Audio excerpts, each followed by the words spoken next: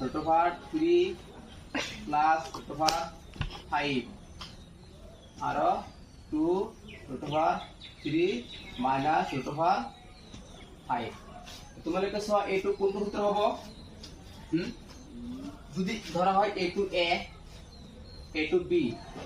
এইটো a ধৰা এটা ধৰা কি b তো কোনটো সূত্ৰ হ'ব a plus b a minus b a plus b a minus b কি লিখা যাব a square minus b square মানে এইটো সূত্ৰ হ'ব না তো এইটো আরেকবার লিখি লওয়া 2 root over 3 plus root over 5 2 root over 3 minus root over 5 আছে না তো আমি এটা কি লিখিম a plus b a minus b কি লেখা যাব a square minus b square